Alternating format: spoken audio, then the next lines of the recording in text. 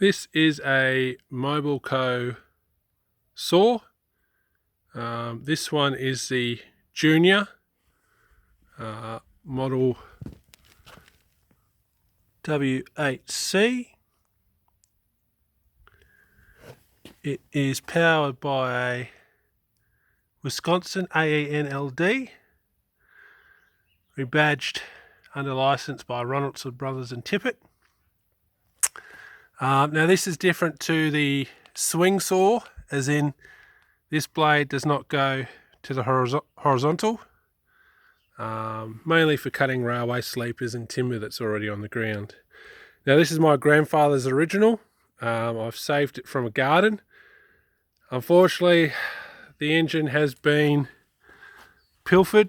It's missing the carburetor, it's seized, there's a lot of parts missing, but I've been fortunate enough to find a Ronaldson and Tippett RT MVA air-cooled engine.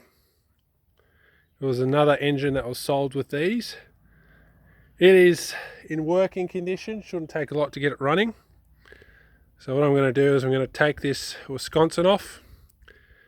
Parts are hard to come by in Australia for the Wisconsin, so I'll go with the Ronaldson Tippett. Don't know what I'm going to do with the Wisconsin yet, but we'll see. So if you come around the other side, again, these are a really dangerous saw. What had happened is the blades would shatter, flick shrapnel everywhere. Not great. They actually got banned and discontinued, I think, in the 60s or early 70s. They're actually banned for use in Australia, but I don't plan to use it. I plan to restore it as a bit of a showpiece. Should look good once I've repainted it.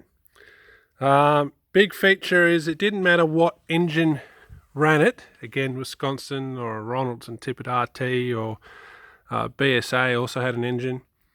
It was the centrifugal clutch. So it's belt run, as you can see. Belt runs it here, up there, spin you go. Now, to avoid damaging the engine, what had happened is that a clutch would kick in. So if it started to bog down and the engine was working hard, and it's hard to see because it's all seized at the moment, but pretty much the clutch should engage. This would free spin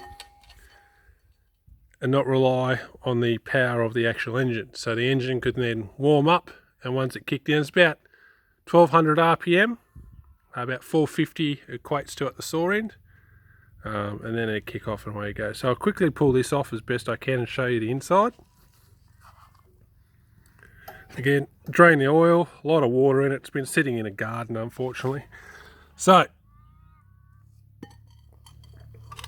as you can see, big gearing. It's not too bad. You can see where the oil was, but there is a lot of rust built up in there. It's not ideal. So that's it. So power off the engine, run this big gear, and if we tip it up this way, you can see that it also spins. But when you hold the gear, you can see that the pulley will also spin. So it's a way of protecting the engine.